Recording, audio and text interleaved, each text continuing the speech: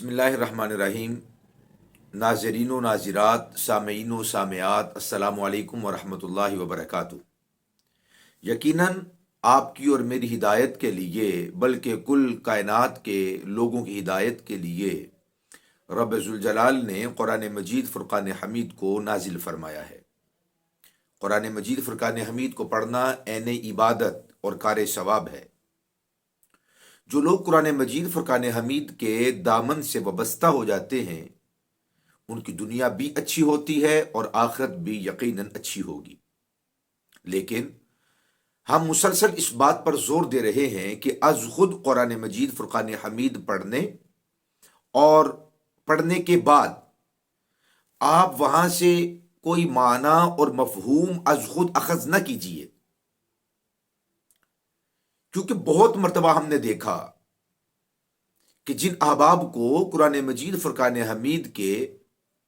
मानी और मफाहिम में गौर व फिक्र करने की खूबसूरत आदत होती है,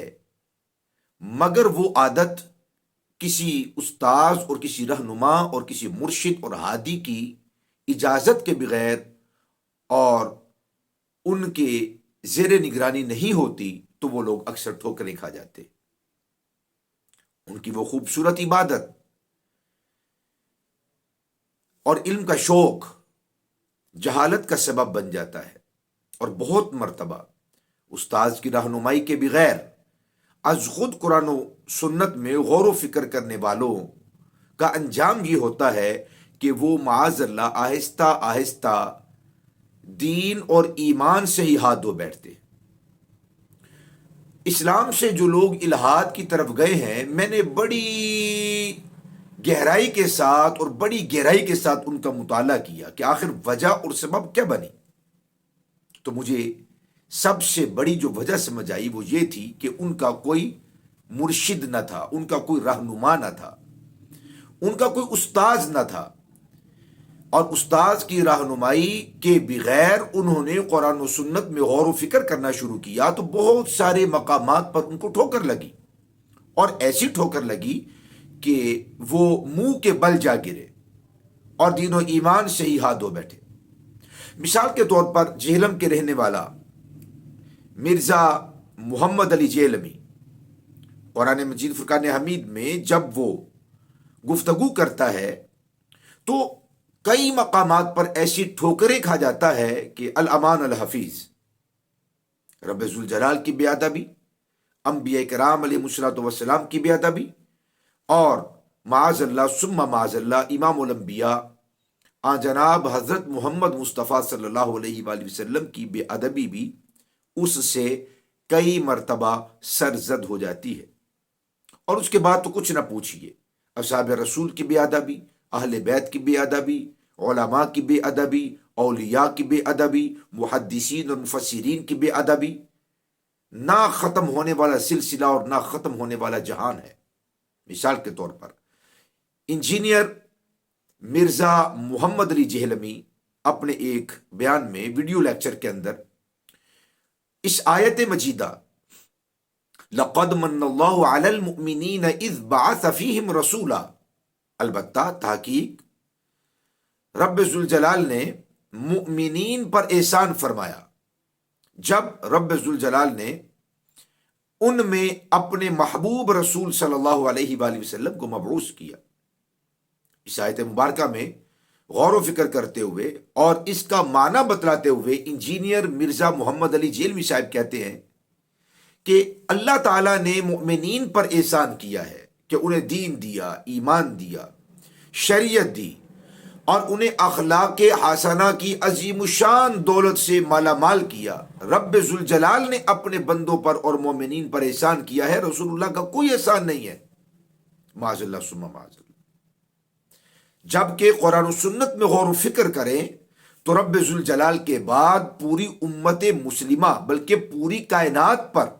जिसके सबसे ज्यादा एहसानात हैं वो रसूलुल्लाह सल्लल्लाहु अलैहि वसल्लम की ज़ात अक़दस। और सहाबा इकराम अलैहिम रिदवान को इस बात का एतराफ़ था, और उसके बाद आइम्मा दीन और आज तक मुसलमानों का यही ख्याल, यही अकीदा, यही नज़रिया और यही फिक्र है کہ رب ذوالجلال کے بعد سب سے بڑھ کر احسان کرنے والی ذات رسول اللہ صلی اللہ علیہ وآلہ وسلم کی ہے، مگر کیا کیجئے اس شخص کا کہ جو قرآن مجید فرقان حمید کو پڑھتا اور سکھاتا ہے آگے، مگر کسی رہنما کی رہنمائی کے بغیر، کسی مرشد، کسی ماہر قرآن اور استاذ کی رہنمائی کے بغیر جب کوئی شخص اس طرح کے معاملات کرتا ہے، پھر وہ قدم قدم پر ٹھوکریں کھاتا ہے۔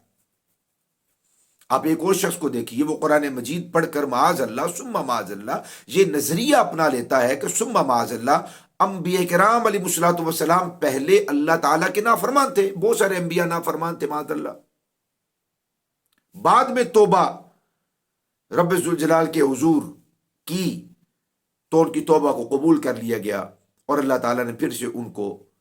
عظمت و شان عطا فرما دی، معاذ اللہ ثم معاذ اللہ۔ جیسا کہ سورہ بقرہ کی آیت مجیدہ آیت نمبر وَعَصَىٰ آدَمُ رَبَّهُ فَغَوَىٰ، اس آیت مجیدہ سے استدلال کرتے ہوئے بعض لوگوں نے یہ خیال کیا، اس کا ترجمہ یہ کیا، ظاہر ہے جن کے پیچھے کوئی استاذ نہیں ہے، رہنما نہیں ہے، مرشد نہیں ہے، کوئی ماہر قرآن موجود نہیں ہے جس کو علوم عقلیہ و نقلیہ پر دسترس ہو، جب اس استاذ کی رہنمائی کے بغیر پڑھیں گے تو اس طرح کی نافرمانیاں تو از خود کر دیں گے۔ اب بعض لوگ اس کا یہ ترجمہ کرتے ہیں جن کو نیا جنون اور شوق ہے کہ وہ قرآن مجید کو پڑھیں، مگر وہ کسی کو اپنا استاذ بنانا اپنے لیے ہتک سمجھتے، اب وہ اس کا ترجمہ یہ کرتے ہیں وَعَصَىٰ آدَمُ، آدم علیہ السلام نے نافرمانی کی، ربہ اپنے رب کی، فغوا لہذا گمراہ ہو گئے، معاذ اللہ ثم معاذ اللہ۔ یہ ہے ان لوگوں کا ترجمہ جن کا کوئی استاذ نہیں ہے اور کسی ماہر کی رہنمائی کے بغیر جنہوں نے یہ ترجمہ کیا، وہ یہ ترجمہ کرتے ہیں کہ حضرت آدم علیہ السلام نے اللہ تعالیٰ کی نافرمانی کی لہذا وہ گمراہ ہو گئے، جبکہ وہ شخص کہ جو ترجمہ قرآن پڑھے یا ترجمہ قرآن کرے مگر اپنے اکابرین، اپنے اسلاف، بزرگان دین کی روش اور ان کی تحقیقات کے مطابق جو ترجمہ کرتا ہے، اس کے ایمان میں مزید پختگی آتی ہے، اس کو جلا ملتی ہے۔ ہمارے اکابرین نے اس کا ترجمہ کیا وَعَصَىٰ آدَمُ رَبَّهُ فَغَوَىٰ، سیدنا حضرت آدم علیہ السلام سے اپنے رب کے حکم میں لغزش ہو گئی، اپنے رب کے حکم میں،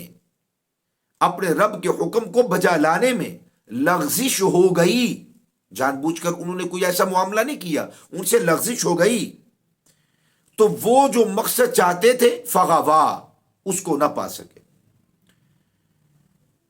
یہ ہے ہمارے اکابرین کا ترجمہ، اور پہلے ترجمے کے مطابق تو انسان دائرہ اسلام سے خارج ہو جاتا ہے جب وہ کسی نبی کی طرف گناہ کی نسبت کرتا ہے، نافرمانی کی نسبت کرتا ہے۔ انبیاء کرام علیہ الصلوۃ والسلام ہر طرح کے رذائل اور ہر طرح کی نافرمانی اور گناہوں سے محفوظ ہوتے، تو ان آیات طیبات کا ترجمہ کہ جہاں پر ایمان جانے کا خطرہ ہو، بالخصوص ان مقامات پہ اپنے اکابرین اور اپنے اسلاف کی تحقیقات کی روشنی میں ترجمہ کرنا چاہیے۔ اور اسی طرح سورہ اعراف کی آیت نمبر 190 کہ جب آپ تلاوت کرتے ہیں اور تلاوت کرتے ہیں اسلاف کی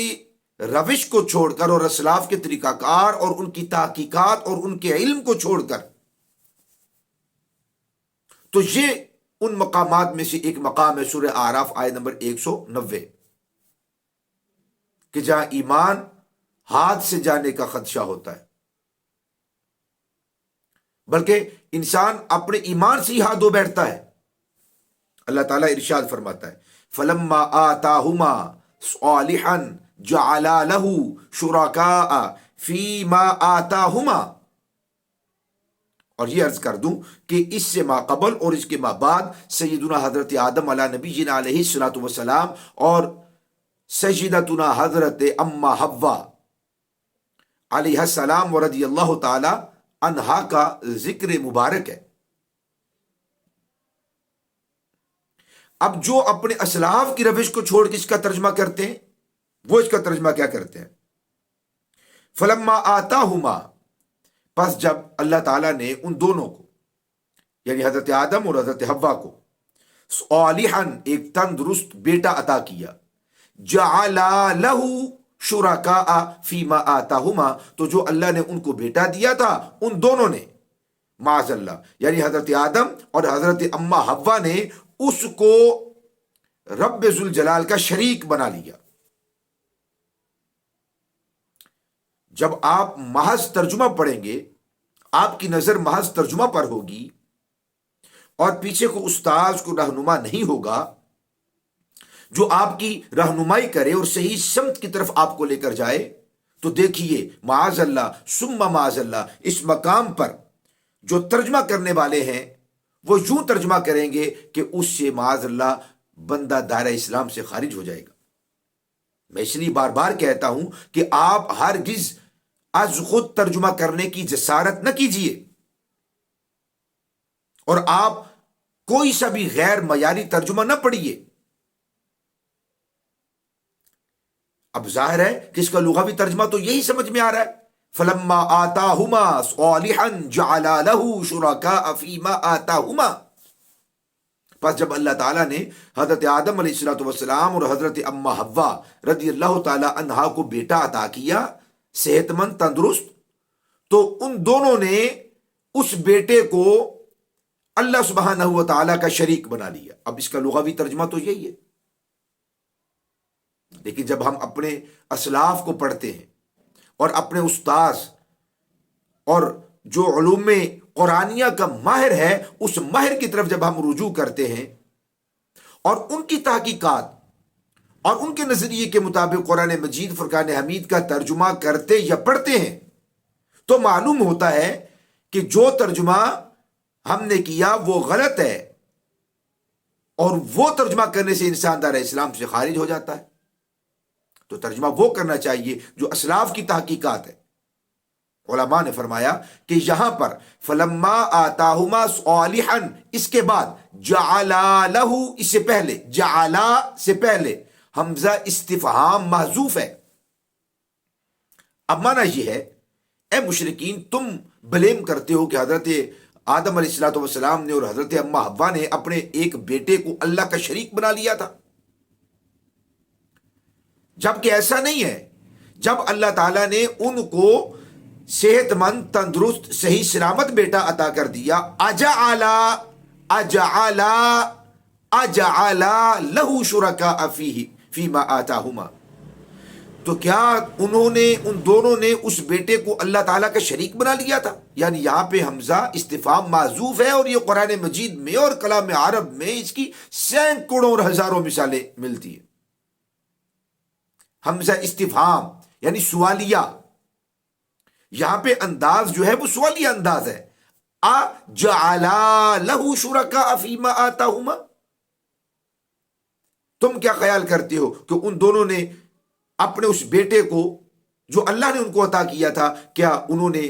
رب کے ساتھ شریک قرار دے دیا تھا اسے؟ نہیں، ایسا نہیں ہے، تم غلط سمجھے۔ اب دیکھیے، پہلا ترجمہ کرنے والوں نے یہ ترجمہ کیا کہ حضرت اما حوا نے اور حضرت آدم جو کہ پیغمبر ہیں اللہ تعالیٰ کے، انہوں نے اللہ تعالیٰ کے ساتھ اپنے بیٹے کو شریک قرار دے دیا تھا، اور ان کی طرف معاذ اللہ ثم معاذ اللہ شرک کی نسبت کر دی۔ اور جو کسی نبی کی طرف شرک کی نسبت کرے، مجھے بتائیے وہ اس کا دین اور ایمان کیسے محفوظ رہ سکتا ہے؟ میں اپنے بچوں کو، اپنے جوانوں کو، اپنے بھائیوں کو، اپنے بیٹوں کو دست بستہ گزارش کروں گا کہ از خود کبھی بھی ترجمہ کرنے کی جسارت نہ کریں، اور جن والدین کے بچے اس جسارت کے اندر مبتلا ہیں اور بے باکی کا مظاہرہ کرتے ہیں، ان کی ذمہ داری ہے، فرض عین ہے کہ ان کے قبلے کو درست کریں اور انہیں کسی عالم کے پاس، عالم ربانی کے پاس ان کو لے جائیں تاکہ وہ ان کی تشنگی کو پورا کر سکے اور ان کو سیراب کر سکے۔ اسی طرح معاذ اللہ وہ لوگ کہ جو محض لغوی ترجمہ دیکھتے ہیں، ظاہری ترجمہ دیکھتے ہیں،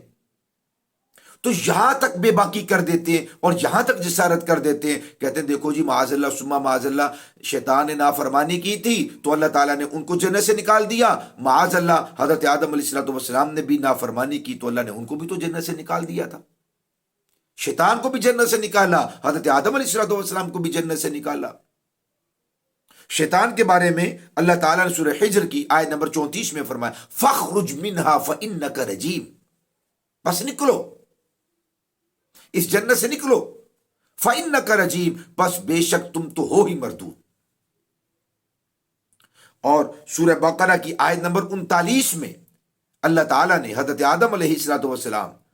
اور ان کی زوجہ اور ان کی صلب اور پشت میں موجود ان کی جمیع اولاد سے یہ حکم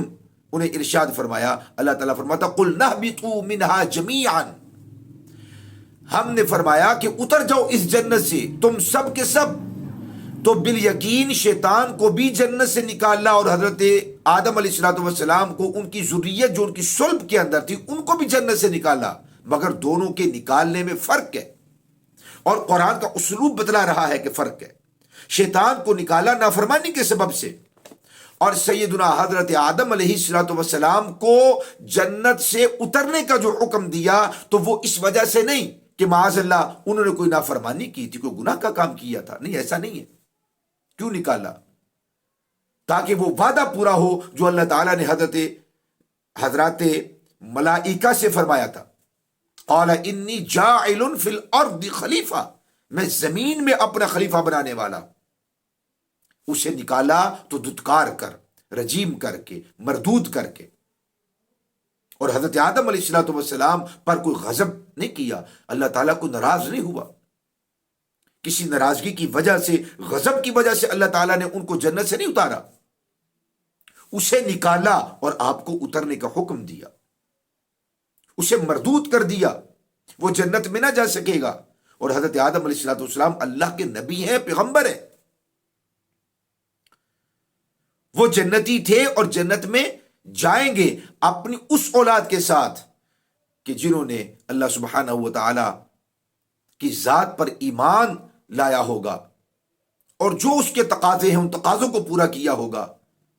تو حضرت آدم علیہ السلام اپنی اولاد کے ساتھ جنت میں تشریف لے جائیں گے۔ معاذ اللہ اگر آج خود ترجمہ پڑھیں گے اور مفہوم اخذ کرنے کی جرت کریں گے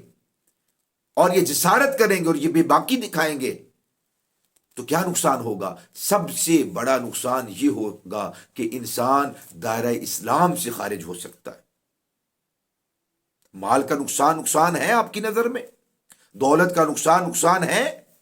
باغات کا نقصان ہے، جان اور عزت اور آبرو کا نقصان ہے، تو کیا دین چلا جائے تو کوئی نقصان نہیں؟ ایمان سے بندہ ہاتھ دھو بیٹھے تو کوئی نقصان نہیں؟ معاذ اللہ ثم معاذ اللہ کوئی بندہ اللہ کا گستاخ ہو جائے تو کیا یہ کوئی نقصان نہیں؟ انبیاء کا گستاخ ہو جائے تو کیا یہ کوئی نقصان نہیں؟ خدا کی عزت کی قسم سارے نقصانوں سے بڑھ کر نقصان ہے گستاخی کرنا، اس سے بڑا کوئی نقصان نہیں ہے، اس سے بڑا کوئی خسران نہیں ہے، اس سے بڑی کوئی خباثت نہیں ہے، اور اس سے بڑی کوئی نامرادی نہیں ہے۔ تو جو ہمارے بیٹے آج خود ترجمہ کرنے کی جسارت کرتے ہیں ان سے پھر ایک مرتبہ دست بستہ گزارش ہے کہ آج خود کبھی بھی اس وسیع و عریض میدان کے اندر نہ پڑے، یہ بحر بے کنار ہے، آپ اس کے کناروں کو تک نہیں پہنچ سکیں گے، آپ اس کے عمق یعنی اس کی گہرائی اور گہرائی کو نہیں ماپ سکیں گے۔ بچت اس میں ہے، امن اس میں ہے، عافیت اس میں ہے، سلامتی اس میں ہے، حفاظت اس میں ہے کہ آپ قرآن مجید فرقان حمید کا ترجمہ اپنے اکابرین کی روش اور تحقیقات کے مطابق کریں، اور وہ بھی اس وقت کرنے کی جرت اس وقت کریں جب آپ کو خود ان علوم میں دسترس حاصل ہو جائے کہ جو علوم قرآن مجید فرقان حمید کو سیکھنے کے لیے ضروری ہے۔ صرف میں، نحو میں، معانی میں، بیان میں، بدیع میں، ناسخ و منسوخ میں، عروج میں، قوافی میں، اور اسی طرح اصول حدیث تفسیر، اصول تفسیر میں آپ کو جب ملکہ حاصل ہو جائے اور ملکہ تام حاصل ہو جائے، اس وقت آپ اگر یہ جرت کریں اور جسارت کریں تو پھر بھی کچھ خیال میں آتا ہے، 4 انگریزی کے لفظ پڑھ کر اور ٹر ٹر ٹر ٹر کرتے ہوئے جو موٹیویشنل جو سپیکرز ہیں اور جو انگریز کی نرسریوں میں پڑھے پلے اور بڑے ہیں، ان لوگوں کو سن کر اگر آپ قرآن کا ترجمہ کرنے کی جرت کریں گے تو اس طرح کی کئی غلطیوں کا امکان موجود ہے۔ اللہ تعالی ہمیں محفوظ فرمائے۔ جب قرآن از خود پڑھیں گے پھر ایسی غلطیاں تو ہوں گی، جیسا کہ فلما رأى الشمس فلما رأى القمر بازغا قال هذا ربی، پھر اگلی آیت میں فلما رأى الشمس بازغة قال هذا ربی، جیسا کہ سورہ انعام آیت نمبر 77 اور 78 میں حضرت ابراہیم علیہ السلام کی شان میں گستاخی کرتے ہیں لوگ کہ حضرت ابراہیم علیہ السلام نے اپنی قوم سے کہا تھا جب انہوں نے چاند کو طلوع ہوتے ہوئے دیکھا، جب انہوں نے سورج کو طلوع ہوتے ہوئے دیکھا تو انہوں نے کہا قال ھذا ربی،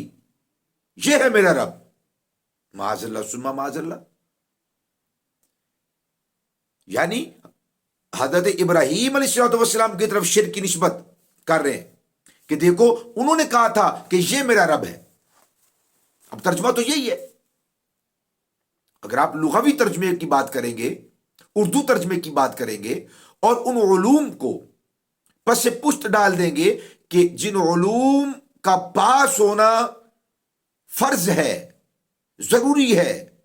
تو پھر اس طرح کی ٹھوکریں کھائیں گے۔ معاذ اللہ، ایک جلیل القدر پیغمبر، عظیم الشان پیغمبر، حضور کے جد اعلیٰ سیدنا حضرت ابراہیم علیہ نبی علیہ السلام کی طرف شرک کی نسبت کر دی، جبکہ یہاں پر بھی قالا کے بعد ہذا سے پہلے حمزہ استفہام معذوف ہے۔ فلما رأى القمر بازغا قال هذا ربی ای قال اهذا ربی، جب سورج طلوع ہوا اس کو دیکھا، چاند جب طلوع ہوا چڑھا اسے دیکھا تو فرمایا اهذا ربی، کیا یہ ہے میرا رب؟ اور جب وہ ڈھل گیا، طلوع ہونے کے بعد جب وہ ڈھل گیا تو فرمایا اهذا ربی، کیا یہ ہے میرا رب؟ اور جب سورج طلوع ہونے کے بعد ڈھل گیا تو فرمایا فلما رأى الشمس بازغة قال هذا ربی ای اهذا ربی، کیا یہ ہے میرا رب؟ تو یہاں پر بھی حمزہ استفہام موجود ہے،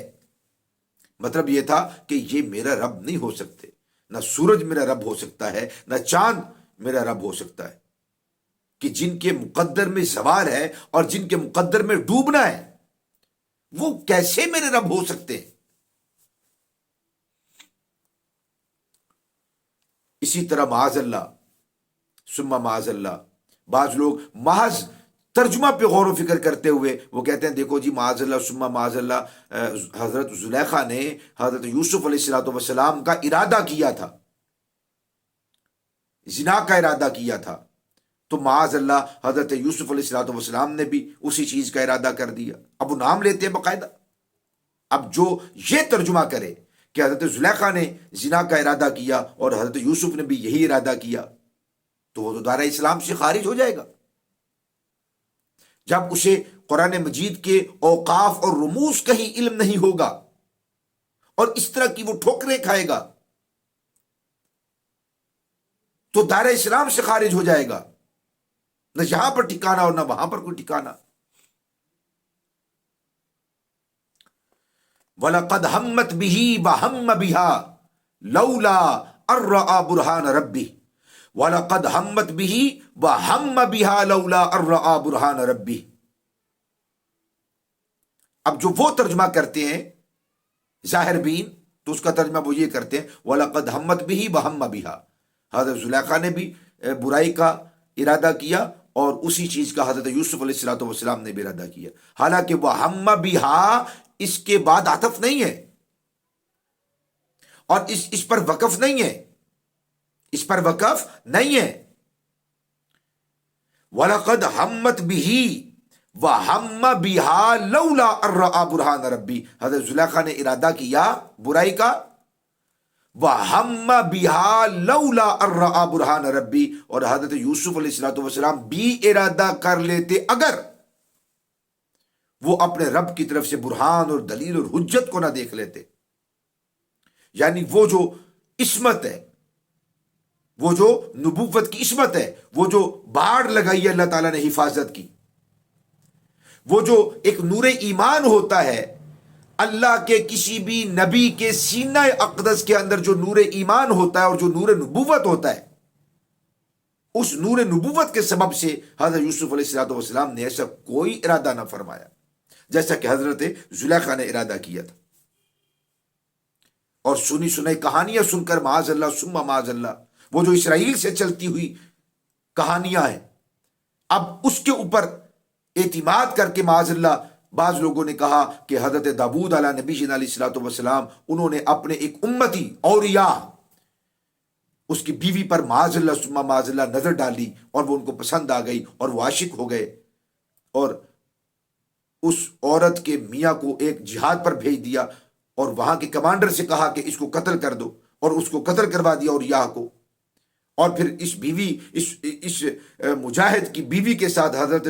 داؤد علیہ نبی علیہ الصلوۃ والسلام نے زور زبردستی بادشاہ ہونے کے سبب سے شادی کر لی، معاذ اللہ ثم معاذ اللہ۔ تو انبیاء کرام علیہ الصلوۃ والسلام کی طرف معاذ اللہ بدکاری کی نسبت، گناہ کی نسبت دائرہ اسلام سے انسان کو خارج نہ کرے گی تو کیا ہے؟ بعض لوگوں نے نبی اکرم صلی اللہ علیہ وسلم کی طرف گناہوں کی نسبت کی، جبکہ ہمارے آقا مولا امام الانبیاء صلی اللہ علیہ وسلم ہر طرح کے کبیرہ اور ہر طرح کے صغیرہ گناہوں سے بھی محفوظ ہیں۔ آپ نے کبھی صغیرہ کبھی صغائر کا بھی کبھی ارتکاب نہیں کیا، لیکن ترجمہ کرنے والوں نے دیکھو، جب جو ظاہر بین ترجمہ کرنے والے ہیں، جو بے مرشدے اور بے استاذے ہیں، جن کا کوئی رہنما نہیں ہے، وہ اس کا ترجمہ کیا کرتے؟ لِيَغْفِرَ لَكَ اللَّهُ مَا تَقَدَّمَ مِن ذَنبِكَ وَمَا تَأَخَّرَ، تاکہ اللہ سبحانہ و تعالی آپ کے اگلے گناہ اور آپ کے پچھلے گناہوں کو معاف کر دے، معاذ اللہ ثم معاذ اللہ۔ تو حضور کی طرف گناہوں کی نسبت کر دی، جو حضور کو گناہ گار ٹھہرائے معاذ اللہ، جو حضور نبی رحمت صلی اللہ علیہ وآلہ وسلم حضرت محمد عربی صلی اللہ علیہ وسلم کی طرف گناہ کی نسبت کرے، اور پھر دلیل لے کر آئے کہ جناب قرآن کے اندر موجود ہے، اور اصحاب رسول اور اس کے بعد تابعین، اتباع تابعین، ائمہ مجتہدین، اسلاف، اکابرین، علماء، اولیاء، صلحاء، اقطاب، ابدال، اوتاد، اغواص کی تحقیقات اور روشنی کو نہ پڑے، وہ اہل علم سے فیض حاصل کر کے اہل علم سے فیض حاصل نہ کرے اور قرآن کا ترجمہ کرنے لگے، وہ اپنا بھی ایمان سے ہاتھ دھوئے بیٹھے گا، اور معاذ اللہ ثم معاذ اللہ اوروں کے لیے بھی ضلالت و گمراہی اور کفر کا سبب بن جائے گا۔ اور اگر کسی نے معاذ اللہ ثم معاذ اللہ ایسا کوئی ارتکاب کیا تو اس کے لیے دائمی ٹھکانہ ہے جہنم کا۔ بعض نے کہا معاذ اللہ حضور پہلے گمراہ تھے، ظاہری ترجمہ کرتے وَوَجَدَكَ ضَالًّا، حضور ہدایت سے بٹک گئے، معاذ اللہ گمراہ ہو گئے، سیدھا راستہ ان پر مخفی ہو گیا، پوشیدہ ہو گیا، اور آپ بھٹک گئے سیدھے راستے سے، معاذ اللہ ثم معاذ اللہ۔ جی دلیل کیا ہے؟ کہتے ہیں قرآن دلیل ہے، وَوَجَدَكَ،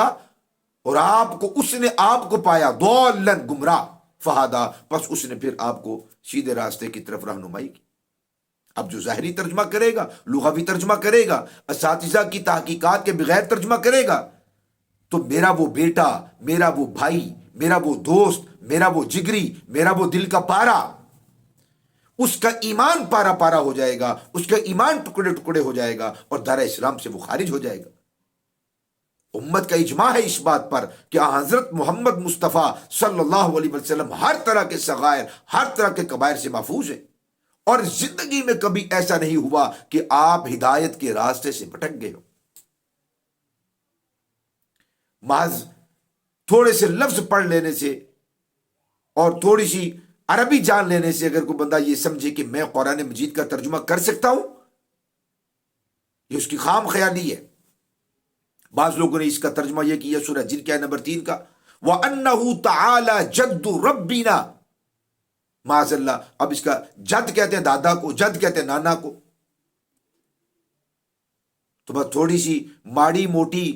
عربی آتی تھی اور اس کا ترجمہ یہ کر دیا، وَأَنَّهُ تَعَالَى جَدُّ رَبِّنَا، جد ربنا، اور ہمارے رب کا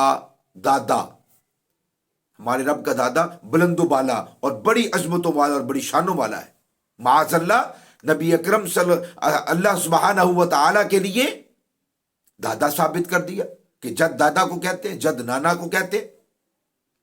یعنی خاندان اور کنبہ اور قبیلہ ثابت کر دیا اللہ سبحانہ و تعالی کے لیے۔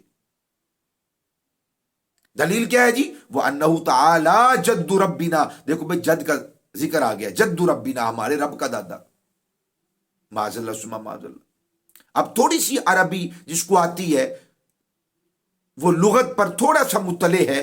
اب جب وہ اس کا ترجمہ کرے گا، وہ تو اس طرح کی کتنی بڑی ٹھوکر کھائے گا، دائرہ اسلام سے خارج ہو جائے گا۔ حالانکہ اس کا یہ معنی نہیں ہے، اس کا معنی تو یہ ہے وَأَنَّهُ تَعَالَى جَدُّ رَبِّنَا مَا اتَّخَذَ صَاحِبَةً وَلَا وَلَدًا، اور بے شک رب ذوالجلال کی ذات بلند و بالا ہے، جد ربنا، ہمارے رب کی بزرگی بلند و بالا ہے، جد ربنا، ہمارے رب کی شان بلند و بالا ہے۔ جد عظمت، عظمت، شان، رفت، اللہ کا مقام، تو ترجمہ ہوگا ہمارے رب کا شان بلند و بالا ہے، ہمارے رب کا مقام بلند و بالا ہے، اس سے کہ وہ کوئی عورت بنائے، بیوی بنائے، پھر اس سے بچے جنم لے۔ مَتَّخَذَ صَاحِبَةً وَلَا وَلَدًا، ہمارے رب کا شان بلند و بالا ہے اس بات سے کہ وہ کوئی صاحبہ، کہ وہ کوئی زوجہ، کہ بیوی وہ بنائے اور اس سے اولاد جنم لے۔ بعض لوگوں نے جو ظاہر بین تھے، محض تھوڑی سی عربی آتی تھی، لغت پر مطلع ہو گئے، تو انہوں نے کہا کہ صرف اللہ ہی خالق نہیں ہے، اللہ کے علاوہ بھی بے شمار خالق ہیں۔ اور جڑ دی سورہ مومنون کی آیت نمبر 14، طویل آیت ہے، فَتَبَارَكَ اللَّهُ أَحْسَنُ الْخَالِقِينَ، کہ اللہ تعالیٰ تو بڑی برکت والا ہے اور وہ پیدا کرنے والوں میں سب سے اچھا پیدا کرنے والا ہے۔ اب جو استاذ کی رہنمائی کے بغیر، کسی استاذ، کسی مرشد، کسی ہادی، کسی رہنما، کسی ماہر علوم قرآنیہ کی زیر نگرانی رہ کر جو ترجمہ کرے گا، وہ اس کے لیے تو بچت ہوگی، اور جو ان سے اعراض کر کے ترجمہ کرے گا، نہ اس کا دین محفوظ، نہ ایمان محفوظ، نہ شریعت محفوظ۔ میں اپنے بیٹوں سے، اپنے بھائیوں سے، اپنے دوستوں سے، اپنے بچوں سے گزارش کرتا ہوں، اپنے بزرگوں سے گزارش کرتا ہوں کہ آج خود کبھی بھی ترجمہ قرآن کرنے کی جرت نہ کریں۔ اللہ تعالی ہم سب کے دین و ایمان اور اخلاق کی حفاظت فرمائے۔ جو احباب ہمارے چینل پر نئے ہیں، ان سے گزارش ہے کہ ہمارے چینل کو سبسکرائب کر لیجئے، بیل آئیکن کو دبا لیجئے، تاکہ ہر آنے والی جو ویڈیو ہے اس کا نوٹیفیکیشن بر وقت آپ تک پہنچ سکے، اور آپ اسی طرح علم دین کو حاصل کر سکیں۔ اور بالخصوص وہ بیٹے اور وہ بیٹیاں، حضور کے وہ غلام اور کنیزیں جو قرآن مجید سے شغف رکھتے ہیں، آپ سے درد مندانہ اپیل ہے کہ ان لیکچرز کو بغور سماعت کیا کریں، سنیں، اور اس کے بعد ان کو نوٹ کر لیں۔ اگر کوئی مسئلہ ہے تو واٹس ایپ نمبر ہے 0322 5656 152 5656 152 0322 5656 152 میرے ساتھ آپ رابطہ کر لیجئے۔ رب ذوالجلال ہم سب کو ساری زندگی دین اسلام پر استقامت کے ساتھ رہنے کی توفیق نصیب فرمائے۔ السلام علیکم ورحمۃ اللہ وبرکاتہ۔